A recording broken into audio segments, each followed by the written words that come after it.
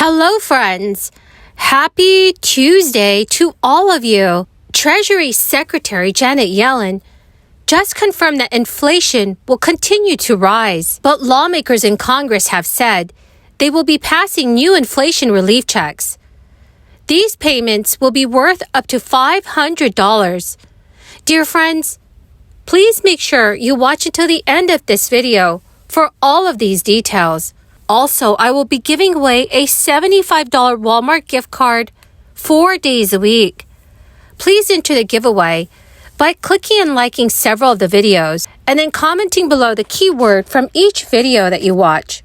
And friends, remember that the more often you comment below a keyword on a video, the greater your chance of winning the giveaway. The next giveaway is scheduled for tomorrow, so please listen for the keywords and enter them in the comment section below. So I'm here to thank you all on behalf of the President and myself, and then to rededicate ourselves to the work we need to get done.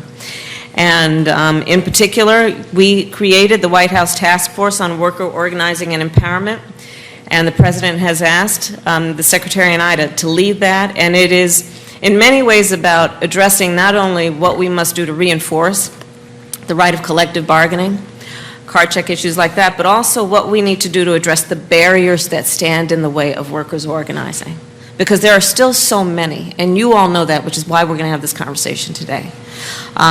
So-called right-to-work laws, employer intimidation, which we hear about sometimes on the television and on the nightly news, and sometimes and often we don't hear about it, but you all do, and so we got to talk about that.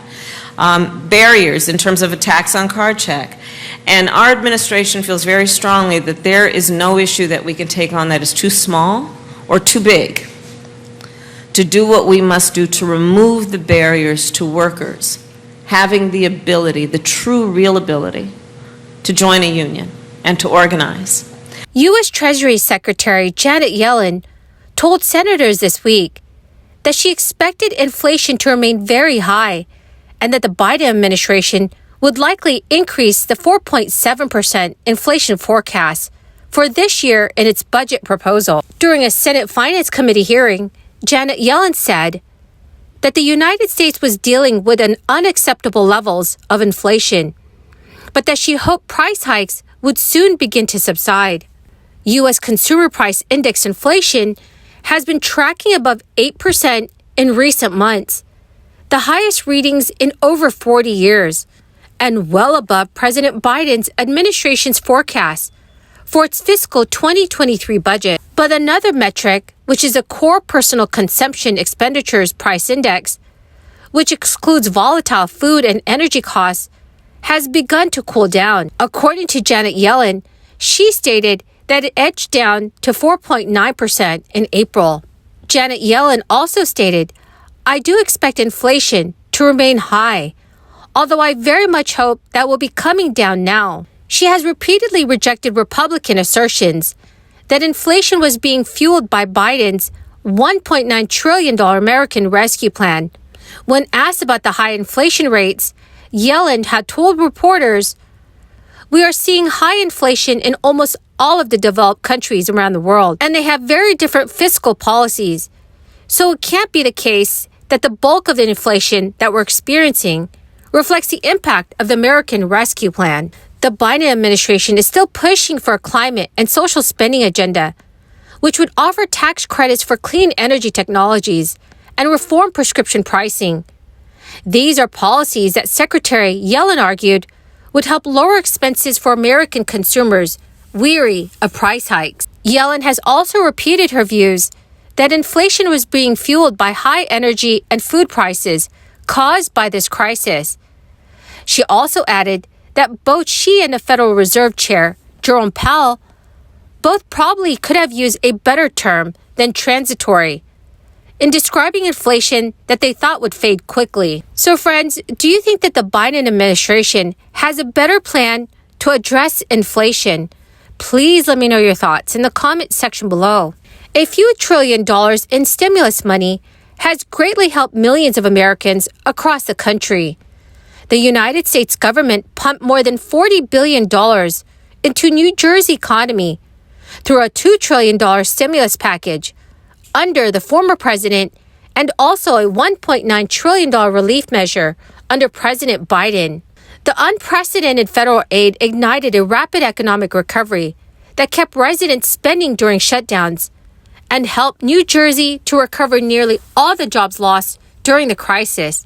The Garden State is now experiencing a surge in state tax revenues, unlike any in modern history. New Jersey Treasurer told lawmakers last week that her department expects the state to collect $51.4 billion before the fiscal year ends on June 30th, 2022.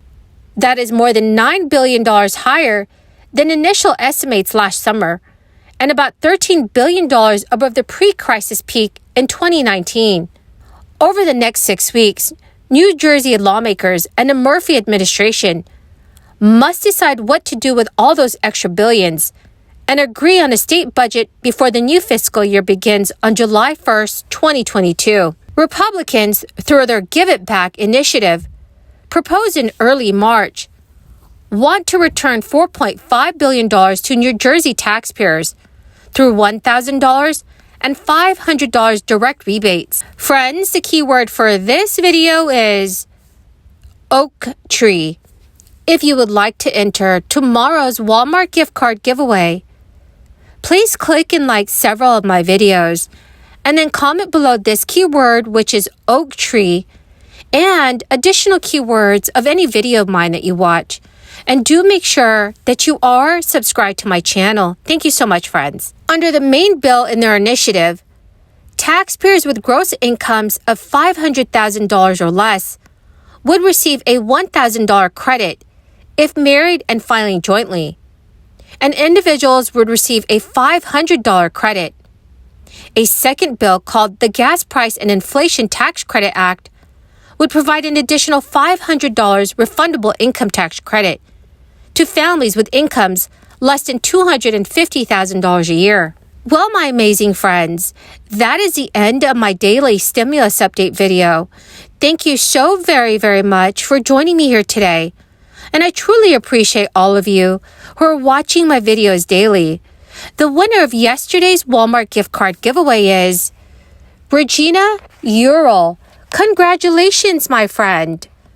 Please note, if I have named you as the winner, do check your notifications page and send me an email. Or you can also message me on my Facebook page. Remember, everyone, that the next giveaway is scheduled for tomorrow. Please listen for the keywords and enter them in the comment section of each video that you watch. Thank you so much, friends, and have a wonderful and blessed Tuesday.